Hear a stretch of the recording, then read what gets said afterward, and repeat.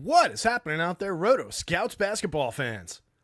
Welcome to a Tuesday show, gang. A little late in the afternoon, little pop-up show here. As I tweeted out, one day I'll get better at scheduling these things. Lot to do, though, juggling 3 different sports right now. Projections up on the site for your 9-game NHL slate. 300 some odd players all spot-checked and vetted and projected and sitting up there for you. Line combinations, power play combinations. Basketball projections are up. Baseball projections, home run picks, pitchers, hitters projections, home run picks all up for tomorrow morning's game. Season opened nicely this morning with a fun game. Dodgers took the win. Pretty good pitching performance out of the 2 starters. Fun game, but only threw in a couple lineups. I don't really love showdown format for baseball, but had to have something in there. But was up for the game. I've slept about 2 hours since the last time you saw me, and we've got a long haul to get to tomorrow morning's game, so we'll see how that goes. But this show basically exists. The reason I decided to jump on and tear through this 4-game slate to go through, 1, always like to be here for you guys, and I actually enjoy this, but 2, needed to be here to let you know that I am going to come back this evening and do an MLB show just like we did yesterday. I'm going to come on maybe, half hour, 45 minutes, whatever it takes us to get through one game. Obviously, we talked a while yesterday. But I'm going to go through, I'll jump on. There's a nice little window with only 4 games. We've got a 7, a 7:30, and then nothing till 10. So I figure 7:45, 8 o'clock. Just keep an eye on, pop-ups for if you get my notifications. It'll either be 7:45 or 8, just depending on what happens at 7:30. There's a bunch of chaos. I might need to take a breather for a minute. But we'll be back to talk through the baseball game tomorrow because we're coming back with essentially the same lineups, but a little bit of a wild card. We had Freddie Freeman kind of NBA us, scratching about 25 minutes before lock this morning, which was not pleasant. So we'll see if Freddie's in. He's in my projected lineup, but we'll see whether he actually plays. New pitching matchup to discuss, obviously. The debut of Roki Sasaki is going to be interesting. So we'll go through all that around 7:45, 8 o'clock tonight. But right now, 4 games of basketball. You can see we've got a couple gigantic pieces of ownership. One of these things is not like the other. Moussa Diabate at the top of the board, extraordinarily fragile right now. He's going to look good even if I take, say, the 4 minutes away that I'll take away from him if he's not in the starting lineup. I'm giving him 26 right now. I expect him to play a significant amount of minutes here. Looks very, very good if that's the case. Will be okay and perfectly fine in lineups, but probably more in like the 30% range if we knock those 4 minutes off. But he's a pretty decent per minute performer. So right now, looking really strong, might come down some. But the theme of this slate is play the Atlanta-Charlotte game and then play Giannis on both sides. In our sim results, we got 82% of Giannis on the FanDuel slate at 11-7. And then we got, and that's well above the field. But he's one of the most highly owned players on FanDuel. And then on DraftKings, we got 74.6%. Nearly 3/4 of our lineups have Giannis. That's only moderately above the field. So the best player on the slate, rightfully owned through the nose on this one. Fortunately, as you can see there on both sides, we've got room for Giannis plus. So we've got tons of Giannis and LaMelo together, the 2 highest projected players on the entire slate. So just seeing those 2 guys land in the vast majority of lineups is a pretty good sign and pretty telling about what the construction of this slate is going to be. So kind of tight. Not a ton of news that we're waiting on. Kind of a slow news day so far. Only 4 games to go through, but let's say hi to everybody. A couple people here hanging out. Appreciate you guys.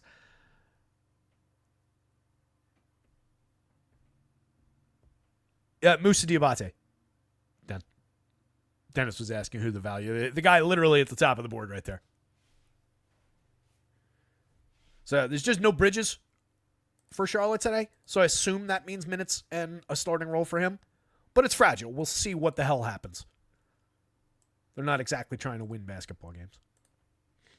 Cujo's here. What's going on, bud? Tiz missed the MLB slate. It was a much better DraftKings slate. DK had a $10,000, I forget what the buy-in was. But they had a $10,000 to first for the little showdown. Look like I have cat hair sticking off my face. FanDuel only had I think $1,000 up top for a less expensive entry, obviously, a much smaller field. But DraftKings had a realistic slate up for that one. But you didn't miss much. It was more just about being there for the game, you know. Missed the first home run pick of the year, unfortunately. Who did I go? I went Max Muncy, I think, last night. Today I've got Suzuki. Suzuki, rather. It's really cool with all the Japanese stars being available in this game. Really, really fun, and it's nice to think about getting all those fans getting to see their their heroes. Pretty cool. Anyway, let's talk this one through. Only 4 games on deck. So the aforementioned Hawks, Hornets, top of the board here. Hawks favored by 8 on the road, 232.5 point total, tied with the Bucks Warriors game at the top of the board as far as overall totals. That gives us 120.25 point on the Hawks as an implied total and 112.25 on the Hornets. Pacey, high-end game between a middle-of-the-road kind of a team and a pretty bad team that's missing some pieces. Obviously, we've got some values to talk about. Obviously, we're getting to essentially everyone up at the top of the board there, as you can see.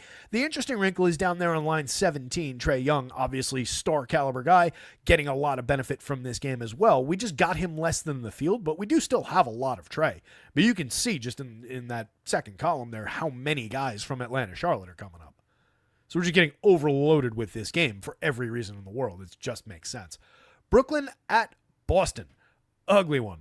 213.5 point total. Celtics favored by 14. No Jalen. Jason Tatum questionable. All of their G League guys listed as questionable. Could get messy. We could see that one create some value for sure. So keep an eye on that, what happens with Celtics. If those guys don't go or if multiple Celtics don't end up playing, then we could find some pieces and parts from this one. Otherwise, kind of meh. Milwaukee and Golden State, like I said, the other game at a nice total, 232.5. Although Cleveland, LA is up to 227. So that's reasonably close, and those are 2 decent teams. You got 2 good teams in this one, too. You've obviously got a ton of Giannis on the board. Looks like we're getting a decent amount of Draymond as we go down the list there. Some Dame, some Kuzma, some Jimmy Butler. So, as expected, this one's also yielding some plays, and it's a bunch of really good players to choose from. There's also reasonable value guys and reasonable, middle-of-the-road types in that game. So that one will be popular. We'll see a lot of those guys. And then rounding things out, Cleveland and LA, a grindy, 2 grindy defensive kind of teams. Just a 3-point spread favoring Cleveland on the road. 227 point total there. Definitely going to see some pieces and parts out of that one as well. Not sure how much we get to the Cavs. That's where we always come up short just because of the tight they run a tight rotation, but they run short minutes for a lot of the starters a lot of the time. Everybody's very good, but we tend to get clipped a little bit shares-wise on a lot of the Cavs, especially when they face a team like the Clippers. But we'll see where everybody comes up. And that's it game-wise. Far as our ins and outs, we got the Steph Curry news already. He is going to sit out. Confirmed is out. Quentin Post is questionable. And probables are Trae Young is probable. And then Damian Bow is available out of the G League for the Hornets. Marcus Garrett's probable. Noah Clowney, Zaire Williams, Giannis, Dame, and Gary Trent Jr. all probable. LaMelo is questionable. Obviously a big domino if we lose him. I would think that someone like Dame just kind of jumps into that spot, but I haven't re-simmed it. It might shake things up pretty significantly because you do have a lot of playable guard options. So definitely one to watch there. Jason Tatum, same story. Could very much shake things up. And then the questionable Celtics out of the G League are J.D. Davidson, Miles Norris, and Drew Peterson. All 3 guys listed as questionable. And then Evan Mobley also questionable. Another big domino. Outs, Kobe Buffkin, Clinton Capella, Jalen Johnson, Karis LeVert, Larry Nance Jr. all out. Miles Bridges, as mentioned, is out. Trey Mann, Brandon Miller, Josh Okogie, Tijani Salon is still in the G League, as is KJ Simpson, so don't play them. Grant Williams, DeAnthony Melton, Cam Thomas, Jaylen Brown, Bobby Portis. How long is Bobby Portis' suspension, by the way? I feel like he's been out the better part of a month and a half now. Jericho Sims and Jordan Miller also out. How long is Bobby Portis' suspension?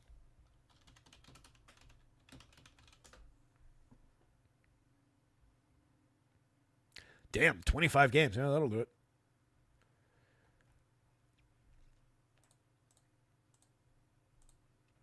It's got to be closing in on that. I would think we're in the upper teens now, right? At least the mid-teens. Anyway, that's a situation we've had quite a bit of at this point. So let's get to the board. I pulled up the wrong file. Try and stop clicking everywhere. All right, so as discussed, yeah, tis the value and time between games stinks. He says I usually like the smaller slates more. Don't like this slate at all. Yeah, it's very, very concentrated in that first game. With all the guys from Atlanta, Charlotte coming up. So it's going to kind of moderate your flexibility anyway. There's only going to be a few spots in every lineup. Like I'm expecting most lineups to have 5-6 guys out of that game. So you're only going to have a few spots. A lot of them are just going to be Giannis. A lot of them are going to be, who else? Everything is, I guess, Kuzma, Butler, and Draymond. With a little bit of Drew Holiday sneaking in there. But, I mean, look at how much it's a good starting point. Look at how much weight is either in Atlanta, Charlotte, or Milwaukee, Golden State. It's literally 16 of our top 17 guys are from one of those two games. And then it's Drew Holiday.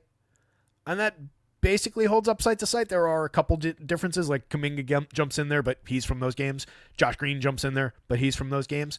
Derek White could be in there, depending. You would swap out like Draymond. But point made, I think. There's quite a bit of weight coming out of those two games specifically. So flexibility-wise, what does that leave us? Not a lot. But we're going to try and make good use of that time between games by jumping on for the MLB show, like I said, somewhere around 7:45, 8 o'clock. Just one game to talk through, but it took me 40-plus minutes last night to get through one. All right, so top of the board. Is it even worth... Actually, you know what? I also want to see...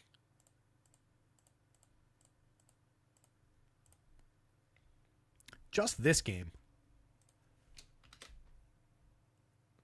That's 444% of DraftKings ownership coming out of just Atlanta, Charlotte.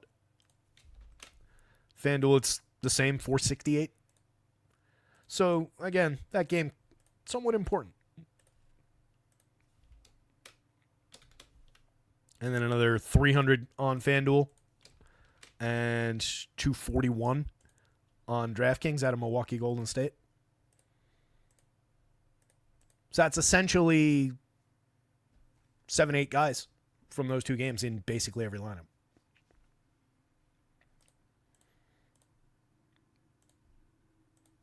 Let's start with the guards. Assuming he's out there, LaMelo, smash. Everything about that game tells us it's going to be a fast-paced, high-scoring affair. 67% level with the field, getting him in 2/3 of our lineups on DraftKings. If you can get more, take more. It's LaMelo, one of the top-end players on the entire slate, one of the top per-minute guys, the second highest overall raw projection on the slate. Even the price is inoffensive, $9,500 for LaMelo at 134 per minute, 142 per minute. You could do a lot worse as far as per-minute rates. I mean, at his same position, several spots further down on FanDuel, Trae Young is 9,600. Trae's a 1-2-2 player. Explain that to me.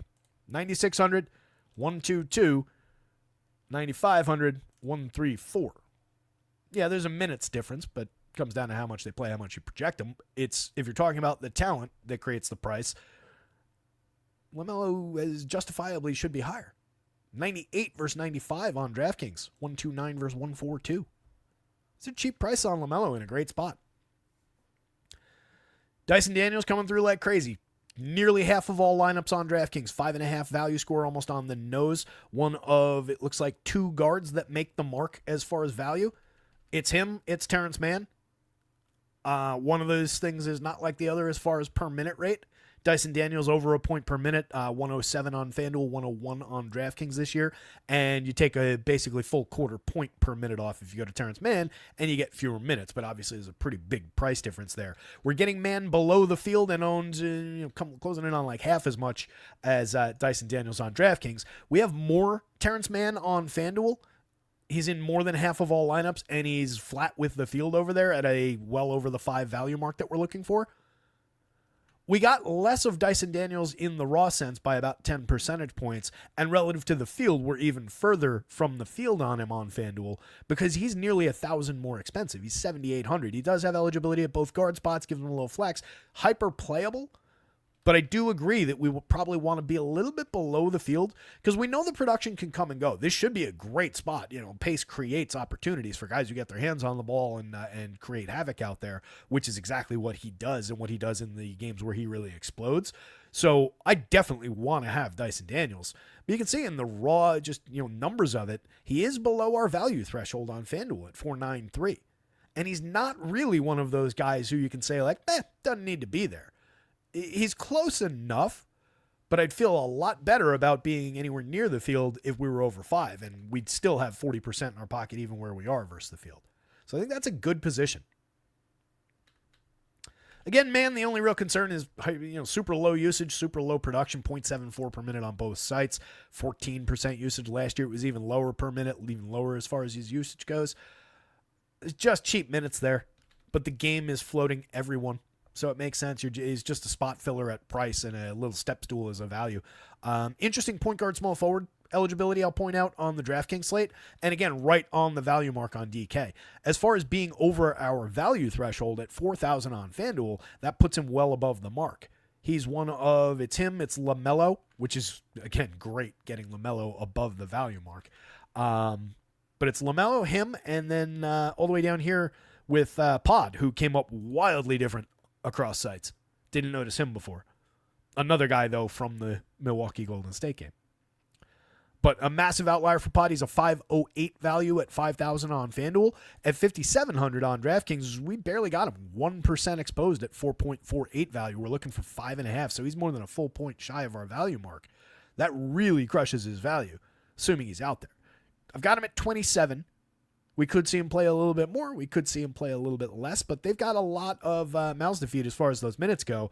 And typically that's their approach, is keeping a lot of dudes under 30 and giving everybody like mid to low 20s minutes. So a little bit of concern about what the true upside looks like, but doesn't really seem to need it on FanDuel. 72% well above the field and above the value mark at 5,000. So just looking like another good piece out of that Milwaukee Golden State game. Drew Holiday averages 30.5, but we've seen more minutes lately. I've got him at 32. He played nearly 38 in their last game, put up 45 fantasy points. 0.82 per minute for the season's down a little bit year over year as far as the production goes. But the price is right. On a short slate like this, the raw production alone could get you there. 58 at both guard spots FanDuel, 52 both guard spots DraftKings. A 517 value, close enough for me on DK. 453 feels like it should be further off the mark on FanDuel, and in fact it is. We're 16% over there and below the field. So a little further away from where we need him on the FanDuel scale. But you could also nudge him up a little bit, just because Brooklyn, terrible. It's not a good game environment, though. We know that total is the lowest by, 14 points, I think?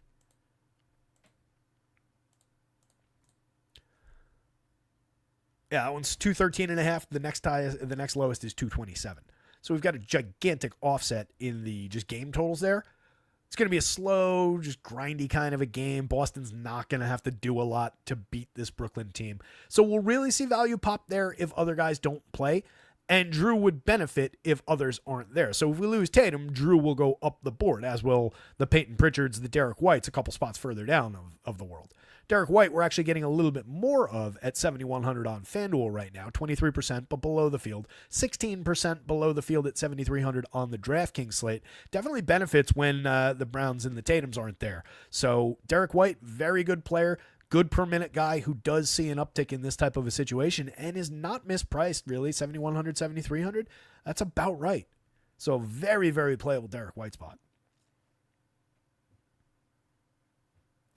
It's a really chromatic slate. I mean, Brown's missing, but I've mentioned his name a bunch of times. We just talked about White, and here's Josh Green.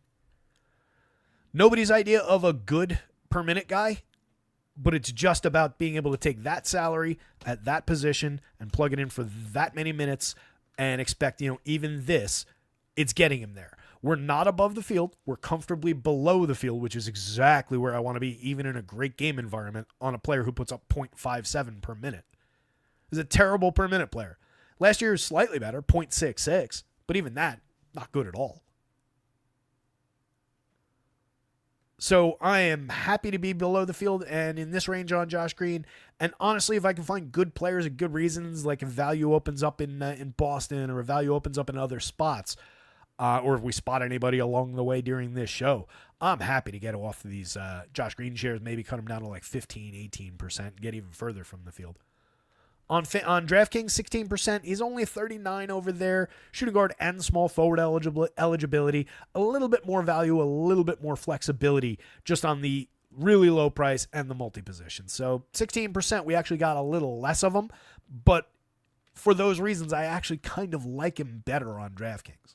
But still very, very bad per minute. Taurean Prince, Gary Trent, we know what these guys are. They're mix and match pieces out of Milwaukee, but a lot of things are coming up from that game. We've got a lot of spots to fill on a short slate, and these guys are cheap. $4,200 a piece on FanDuel. There is a big minutes difference. It's about 8 minute. It's exactly an 8 minute difference. 32 for Prince and just 24 right now for Gary Trent. Trent played 25 in their last game. He averages about 25. You could easily give him 25, 26 in this spot. I just spread minutes around in a way that he landed at 24. Maybe I change it as we go, but he just is who he is type player in basically every situation. 16% usage, 0.71 per minute guy. If he sees more shot attempts, he can create a little bit more. He was 0.80 player on 19.5% usage last year, but you get nothing else. 6.6% assists, 4.5% rebounding rate. It's disgusting. It's pretty much the same as far as Taurean Prince's ancillary stats. 9.8% assists, 6.7% rebounding. Not wild about either guy. Neither guy is a good per minute performer. 0.66, 0.71 FanDuel, 0.68, 0.73 DraftKings. But the price is right, and the minutes are there. So you just, again, spot fillers. But there's rotation among these guys. If for reasons you like KPJ better on fewer minutes, he's sitting right next to them. You can easily rotate a few shares in. He's 100 more expensive than Gary Trent. I would rather have Gary Trent. But it's close, and KPJ's by far the better per minute guy. Peyton Pritchard, more secure performer probably than any of those guys. 0.97 per minute DraftKings, 0.93 on FanDuel. The minutes can come and go on him, but he averages about 28, which is where I've got him today. Played 33 in their last game. When they're missing pieces, he tends to see a benefit from that. And he tends to excel in those situations. 37 FanDuel points in 33 minutes. It's above his scoring average as far as that production goes. It's probably right around, if you had projected him for 33, 34 minutes in the situation, you would have given him a little bit of an uptick. Probably slightly outperformed his medians that day. But they're assuming I'm remembering that correctly and it was a situation where other guys were missing. But very easy to go to. It's just, again, that bad game environment kind of handicaps the upside, but if we lose Tatum, he is definitely going to shoot up the board a little bit here, or other unpredictable Celtics. Max Strus, relative to the other mid-price guys on this slate, Max Strus's 0.83, 0.86 per minute actually does play quite a bit better than those when we're just talking about the raw per minute scoring. Same deal with like Vic Krejci up here, even Drew and Terrence Mann. He compares favorably with all of those guys. So maybe it's you keep him in your pocket a little bit as far as somebody that you can rotate into those spots for a similar price at just lower raw public ownership. But bear in mind, our sim is coming up under the field's low ownership. So that should give you an idea of what kind of a play you're rotating into those spots. But those are the plays we want to be shaking up. Those are the guys, the guys down toward the bottom that we want to be moving around so that we create opportunity, right? You go again and again and again to the Giannis's and LaMelos of the world, book them into 70, 80% of these lineups, and then you create the variance in your lineups with all these other guys, all the scrubs and the mid-range types. Seth Curry, no real value there. Single-digit exposures on both sites. We're down into the single digits on DK, but we do have, we already talked about Podziemski, but we do have I thought that was on Spida. I got excited. 26% of Nick Smith, a lot less exciting. Just 6% of Donovan Mitchell. Again, Mitchell just suffers from the lack of projectable upside minutes that the Cavs give us a lot of the time, and that is the lower of the 2 game environments toward the end of the night, but it is Donovan Mitchell, so you can absolutely take more than this, and if you gave him like the 34 minutes that he played last time out, he would look a little bit better, but he underperformed that game. He basically put up what I've got him putting up today in 31 minutes. That's obviously the give and take of it, but there's a little bit more on the bone there for Mitchell. But I think our position relative to the field is probably roughly correct. Mid-single digits to 10%, somewhere around there. I would not fade Giannis on this slate, Ant. I mean, you obviously can do anything, but you'd have a really hard time recouping those points on this slate specifically. Like, it's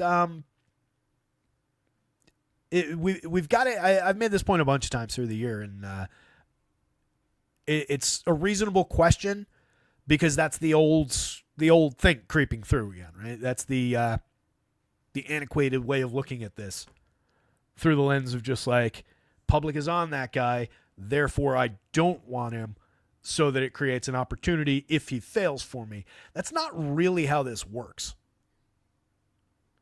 right? You want the probability of the, regardless of where his ceiling tops out, Giannis is by far one of the most probable guys to give you one of the best 8-9 scores on the slate. So just in that sense, you want him. And then he's easily one of the top 3 guys, and he is the top guy as far as what his ceiling potential is. So the probability of top X performance, even for Price, when Price is factored in, the probability of ceiling on top of that and what that raw ceiling is in his given his per minute and his minutes, it just stacks up so much that going away from it is a big mistake. It's not what you want to be doing. Even on a day where Giannis underperforms, he's very likely to be one of the most high-scoring players on this slate, just in the raw sense. And yeah, you can get outlier performances. Quentin Grimes last night put up, like 70? So yeah, you can get those performances. But that's not the way you want to approach it. You just want to book the shares of the really, really good plays. And then as I was just getting at, you create your variance with these guys. More like these guys than the single-digit guys. But creating a shakeup among these guys, and I talk about that a lot. Like you can look at these handful of guys right here as essentially the same. We got all those guys in the mid-teens, below or around 15%, and below the field. But in the real sense, as you start putting them into lineups, you can pick and choose positions there. You can make and take away positions. So you could go down to, say, Josh Green, who I was just railing about his low per minute. You draw that down to half, 8%. Now I've got another 8% that I can sprinkle into one of the plays that I like a little bit better. Maybe it's even, you drop down here to whoever the hell I was just talking about. Who was it? Max Strus? Yeah. Max Strus down here at 4,800. Not looking like a standout play by any means, but he's right here and he's owned in probably around the 10% range. So it's easier to build up a position of Max Strus. Now again, that's anti-sim as far as like what he looks like in his raw form. But once you get into this range, creating that shakeup of the guys that are just owned a little bit and getting to a guy who's owned a little bit less, that's where you want to start looking at those things. It's really not among the best plays of the day. You just want to book the best chalk of the day, the best guys of the day, and then you fill in around those guys. So sometimes those guys are the stars at the top. Sometimes, and a lot of times these things go hand in hand. It's the stars and the scrubs, the value guys of the day. And depending on where we end up for the night, we'll either see that today or, we'll definitely see it today with this slate. It might be different guys than what we're looking at with like the Diabates of the world right now. But, so long answer to get back to my original answer of you can, but you should not. And that was answering Anthony's question. And that applies always, right? The most highly owned, it's different now.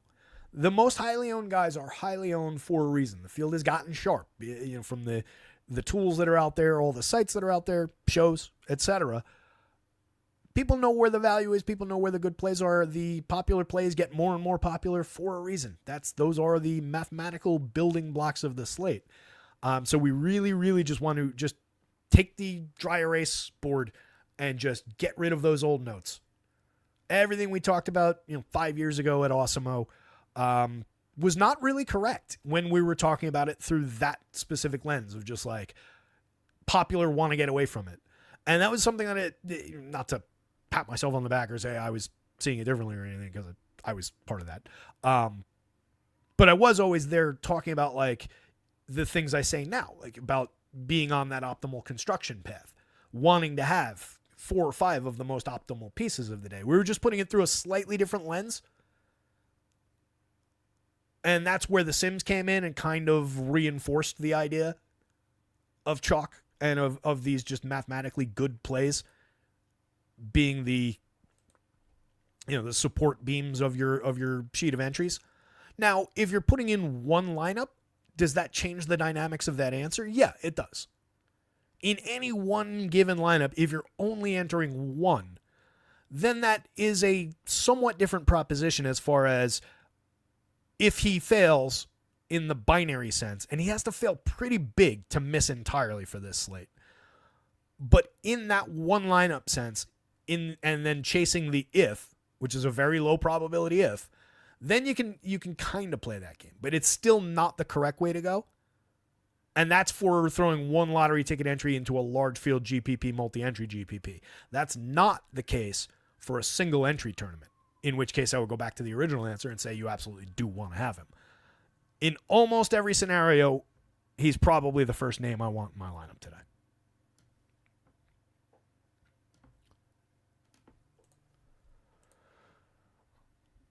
Let's wrap up through guards here. 548, jeez.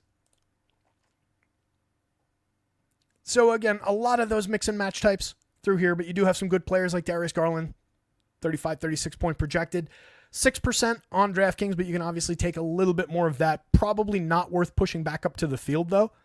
Again, just some lower limited, low 30s minutes for a lot of those guys from Cleveland. Maybe in a competitive game, we get them into the mid-30s and they look better. But a competitive game, Cleveland-LA, again, kind of grindy. Kind of doesn't suggest extreme upside scoring opportunities. But Darius Garland, obviously very good. We got a little bit more of them in the raw sense, 15%, but below the field again on FanDuel at 7,700. 26% of Nick Smith I mentioned, but just to reiterate, is a value piece. Another just atrociously bad per minute performer. But the oddball part of the equation with him is that he is a shot taker. Right? Talking about 20% usage, that does not jibe with like those guys. So you can get the occasional good performance, but more often you're getting the 10 points in 20 minutes. Podziemski, outlier site to site, just to reiterate that. Mo Moody, mix and match guy on both sites, just 6% on FanDuel, but looks a little bit better on the FanDuel board. Let's jump over to forwards and centers. Hit the like button if you get a chance. Hit the subscribe button if you're new. If you've not subscribed in the past, check out rotoscouts.com as well. Projections for every main slate, for hockey, for basketball, and for baseball, including tomorrow morning's game, including this morning's game, which we had a show for last night. Tomorrow morning's game, we're going to have a show for tonight. But projections are up there. Access to all of it. MLB, NHL, NBA, NFL when that's back. Anything else that hits the website. Season-long MLB notes for the season. Under $1 a day to get all of it. No per sport bullshit. No upticks in fees. No, that's it. After next week, ooh, that price is getting just the same price that you come in on. Maybe we'll throw together a promo to start the MLB season next week. We'll see. But jump in now. Check out rotoscouts.com. I guess I shouldn't say there might be a promo next week right before telling you to go subscribe now. Cancel the promo. Under $1 a day. You can cancel next week and resubscribe on a promo account if I put one up. But hopefully it's the best bang for your buck in the industry. That's what I'm trying to do, and we're trying to create a good sportive community where everybody roots for each other here. Jump into the Discord. Check out our guys over at acemind.io. Let's talk about some forwards and centers before we lose any other viewers. Somebody bailed out while I was advertising. So again, that Diabate is a little bit fragile up at the top of the board. He's still going to look good if he comes down to 22 minutes, but I will directly take 4 minutes away from him, so he's not going to look nearly as good. He's probably going to land in this 30% range and shake up the board if he's not in the starting lineup. I do think there's a range of probably like 20 to 28 for him, even if he's not starting, but I can't project it that way. This is me expecting him to get the start. 64% massive share on FanDuel, 6.84 value score. He's a 0.96 per minute performer, and it's a great game environment. So everything, again, is supporting the play. Just needs to be out there. 3,200 on DraftKings. We're getting him 80% of the time. That's above the field again. 8.21, one of the better value marks we've seen all season on Diabate. But again, needs to have that 26 minutes to get there. Let's call it a point per minute. If we suddenly say 22, this is going to illustrate how good a value he still would be. 6.8. Even if we knocked it down to a 20, you're still at 6.25. So regardless of what we do to him, he's still going to come up a lot, but it wouldn't be as gigantic. I was going to say it wouldn't be nearly as big, but it might be near it. I might have underestimated. He might only knock down to, say, like the 55, 60% range, even if we make it 20 minutes. Because that's literally what that was. Right? If we're calling it a point per minute, knocking 6 minutes off takes him to 20. And that's still ridiculous. So just bear that in mind. But definitely one to watch as far as the minutes go. That applies less on FanDuel, where that same 6 minutes against the 41 is a little bit more important. You also only get this single bite at the apple at center on FanDuel. Giannis, I think we've addressed 75% on DraftKings and gently above the field. Nearly at our value mark. Take all the Giannis you can carry today. 82% on FanDuel and above the field. 5.30 is well above our value mark on FanDuel. Just looks great. By far the best per minute performer. He's outperforms everybody on this slate. I think LaMelo was like 1.4 something. He's 1.67, 1.68. Outperforms everybody on the slate by a quarter of a fantasy point per minute. Again, we don't want to be overthinking these things. The only thing that can stop him is not playing. Terrence Mann, we talked about him already because he's guard eligible on DraftKings. Again, a lousy per minute guy, but not the worst one by far on this slate, in a great game environment at a good price with reasonable minutes in the mid-range. Very playable, 50% FanDuel, 30%, a little bit below the field on DraftKings. Draymond, looking great. Well, looking great on DraftKings. 30% owned and below the field on DK. For 6,200 with power forward and center eligibility, getting him in 1 in 3 lineups or so is about right. Pushing him back up to the field, though, I don't know that you necessarily want to go chasing that. He's obviously going to have his work cut out for him, given who he's going to be playing against. So maybe not the best spot to get carried away. He'll still look good. He's still supported by the overall game there, as is Jimmy a few spots further down, as is Kuminga a few spots further down. Kuzma on the Milwaukee side. Gary Trent on the Milwaukee side. So we're getting tons of these guys, but maybe not the spot to push our luck on Draymond. I think 30% is more than enough. And 7% on FanDuel, just a different play at 6,600, even with the multi-position eligibility. Most of that probably goes through power forward anyway, with most of this going to center, or with all of that going through center. But we only got Draymond at 7% on FanDuel. If you wanted to double that and still be below the field, I don't think that's completely criminal. Just because there is a little bit of upside. So it's kind of the opposite of what I said, even though the price is higher, because his raw ownership is going to be a lot lower on FanDuel. So if I'm doubling this to 14, but still below, say, an 18% ownership, but just kind of on like that trajectory, I think that's fine, given that you can get a decent enough upside game from Draymond. 32.5 minutes the other day, put up nearly 45 FanDuel points. That'll play. Ricochet below the field on both sides, but a significant share. 27% DraftKings for 4,400, 31% on FanDuel. 5.35 value. We're over the mark there. We're actually over the mark on both sides on Ricochet. We've got way more to work with value-wise, too, as I'm noticing, among the centers and forwards on both sites. Right, excluding Diabate up at the top, we've got Giannis approaching the 5.5. You can count that. You've got Mann at the 5.5, but then you've got these three dudes. It's Ricochet, Okongwu, and Niang, all from Atlanta, I'll note, all above the value threshold. Go down a little bit further, you got the 5.96 sitting there on Nurk from, again, that same game. That, by the way, is Nurk in a 14-minute projection. This could definitely also look different. Nurk could play a little bit more. He mostly has not been.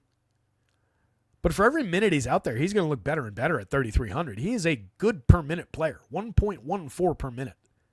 Even in just 14 minutes at his 3,300 with that 596 value, we got him in 8% of lineups, and that's below the field. I think unless we get news that would suggest he's going to play more than that, I think we let the field have him. Not to zero him out, but I think we let the field have whatever they have beyond our 8%.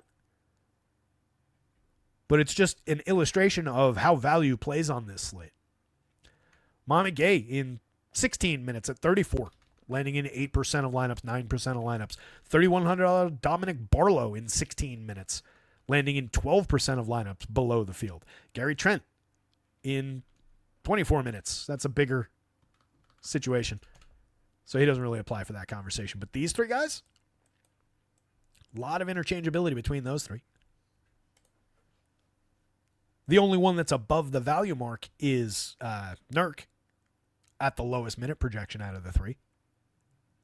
There's a lot of mix and match there. Yeah, it's that's the entire conversation, Javier, about Diabate. Those minutes are ridiculously fragile. I'm not sure if you guys were here for what I was just illustrating by knocking down the numbers there. But again, I've got him at 26 because I expect him to start. And I think that's a reasonable expectation given their configuration today. And I think that's a reasonable, if not conservative, amount of minutes to give him in that situation. But even if you take that away and you just put him at like 20, it would just be about a point per minute. And he'd still be a 6.25 and the highest value among forwards and centers on DraftKings. A little bit more impactful to take that away on FanDuel. You call it like 22-ish. But still, again, above the value mark. For every minute you take away from him projection-wise, it'll get worse and worse.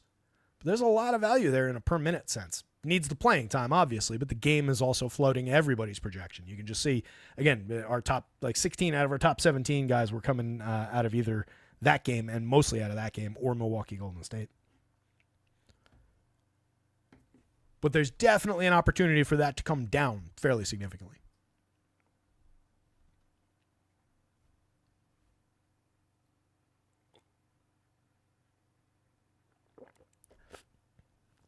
Yeah, we'll have all that news, and again, just all the weight in that world is going to go into that first game.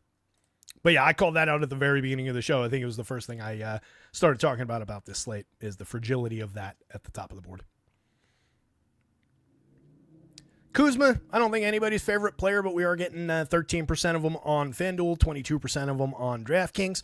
A competent enough for this slate per minute guy. 0.86 FanDuel, 0.90 DraftKings, but we know he's capable of more than that. 115 per minute to illustrate that point last year on 29.5% usage. But numbers are way down this season. Difficult to trust, but there's only so many options. So I think those are fair shares. I do like the position being below the field on him, though. I would take more Jimmy Butler if I could. 21% DraftKings, 22% FanDuel. Again, just as we're getting to pieces from that game, I don't necessarily want to leave too much Jimmy on the table. But that's a close enough to the field position where we're gaining ground somewhere else for being in that spot on Jimmy. But I don't think you're making a mistake if you end up with a little bit more weight on him. LaMelo's out. Well, there you go.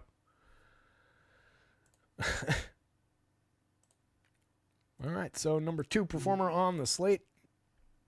Off the board. I'm not sure how to help you with that. Thanks for participating in the show, Alexa. What did I say that sounded like her name? I think it's ultra sensitive.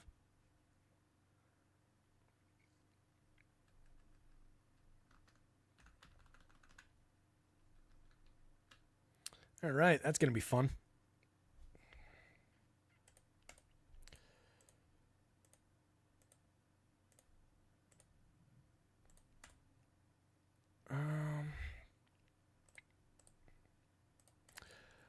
It's probably going to get Damian Powell on the board now. There's only 3,000 on DraftKings. I have to imagine there's going to be some minutes going in that direction since they listed him as active up out of the G League. We saw him play a couple weeks ago.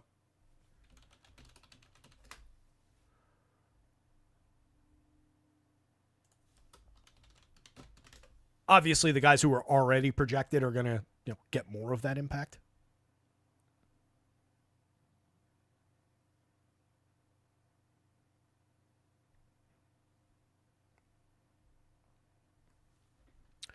Last we saw him was the 8th.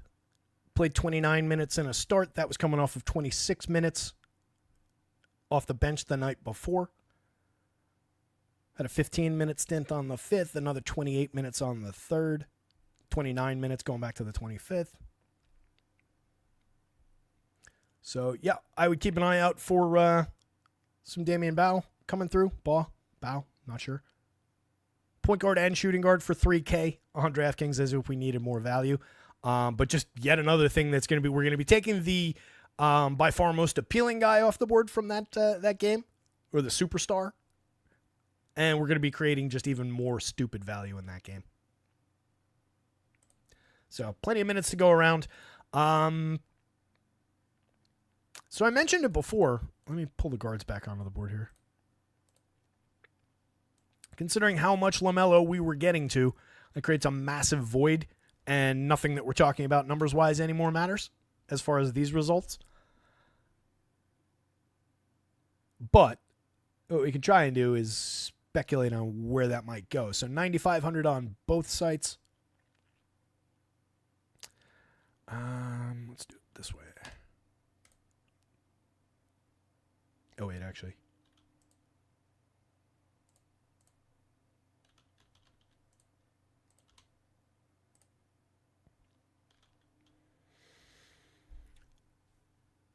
So I would imagine just right out of the gate, Trey is going to gobble up a lot of those shares.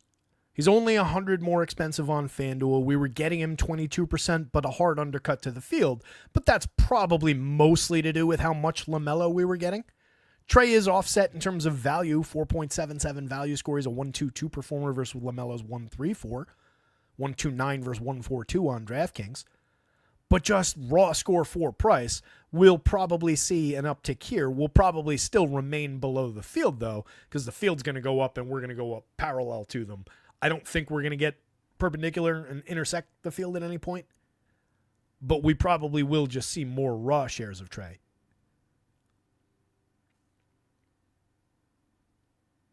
Might end up with more Spida. Might end up with more Dame, just given the positioning, the pricing, and the raw projections. It's probably Dame between those two at the lower price, better projection. And that's already how they were coming up. 20% here, 20% there. We were only getting 2 and 6% of Spider. But I think you get more of him. You get more of Garland as well. There's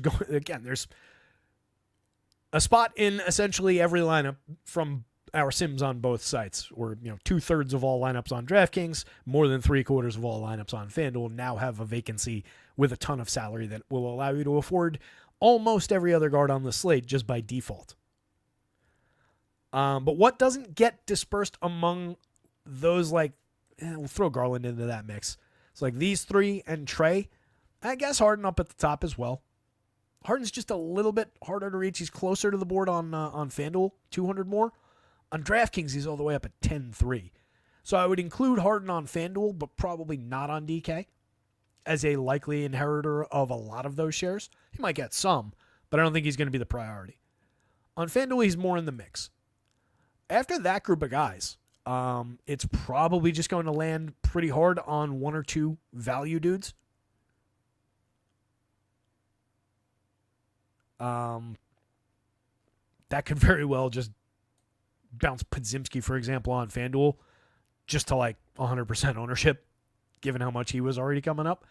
Not the same on DraftKings at 57, but I would imagine that's a spot that goes up. $5,900 D-Lo could go up. Just some of the oddball guys that we weren't getting much of. At least one or two of these guys is going to pop into the upper teens, 20% kind of a range. And then one of the extreme value types on the board is going to hit pretty hard. For the Hornets, guys like Josh Green, who are already getting, Josh Green at 29 minutes was coming up, but not crazy exciting because of the terrible per minute like we discussed. It's going to make him look a little bit better just because, somebody's got to fill in the void, but he's not the most likely guy to go out there and just suddenly take all of the looks that we were expecting for LaMelo. But there could be a little benefit there. He looks a little bit better. But it's another one where I think anything that we do as far as getting to more of him would just, again, be on a parallel path up the board along with the field. It's going to be really interesting to see where all those shares go, though. Totally different slate than what we started out with now that LaMelo's out.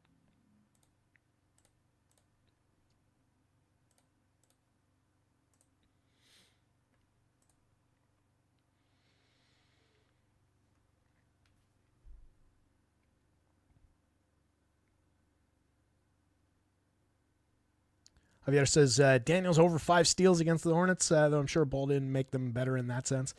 I mean, you're going out on kind of a limb. What is the average? Do I have that handy?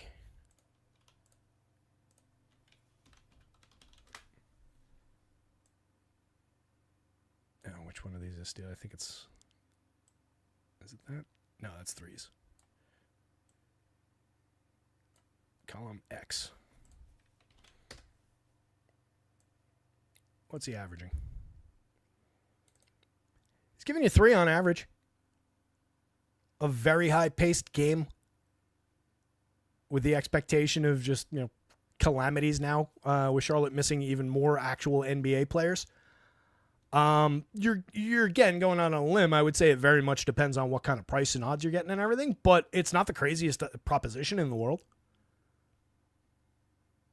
So, yeah, I again, depending on price, I would not necessarily dissuade you from thinking that that's at least playable. But I'd like to be getting some pretty decent odds on it, too.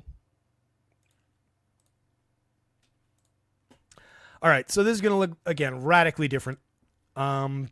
Is there anything we didn't directly address? Because it is 6:08 as well, I'm realizing. I got to get out of here and start changing some things up because we're talking about a different slate. Let me just make sure. If you weren't here early, come on back, 7:45, 8 o'clock. Keep an eye on the scheduling, the notifications, etc. But this same channel, come on back, and we'll be talking about tomorrow morning's baseball game, 7:45 or 8 o'clock, depending. I think we talked about basically everything here. Onyeka Okongwu coming out of that game, 58% on FanDuel with center and power forward eligibility, 24% on DraftKings. You can absolutely take a little bit more than that. He's above the value threshold there, way above the value threshold with that power forward eligibility and playing out of his mind lately, 57.5 points in 32.5 minutes. Price has gone up a little bit, but looked pretty damn good on a short slate, and the ability to book him in alongside other valuable centers is great on both sites. Krejci's just like a mix and match type out of that game. We got 20%, 18% across sites. I feel like I said his name but didn't dig into him. Daquan Jeffries is going to get more interesting with more to do, but we're already at 32 minutes. His 4,200 was coming up at 12% and below the field, 18% and below the field on DraftKings. But again, with a little bit of a tickle on the rate, which is a very low 0.63, 0.62 for the season, but capable of a little bit more than that, we'll probably get a little bit more Daquan Jeffries, but it'll be, again, parallel with the field.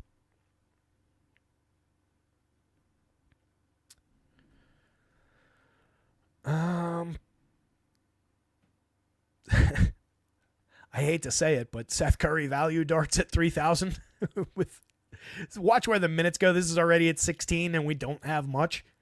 But for every additional minute, there is a little bit of a upside, and he's not going to get crazy popular. I wouldn't think in the public eye. So just a little wild card kind of a play for many entries in a large tournament, or for like a couple of many entries. Some good players down here that we don't have a ton of, like Cam Johnson, 1%, 2%. He's a mix and match guy, always is. Harden, 10%, 1% on DraftKings, but you can take a little bit more of that. It's James Harden, but that game environment's not great. KP, 1%, no percent on DraftKings. Norm Powell, just 1%, 0. Really nothing coming out of that Boston-Brooklyn game.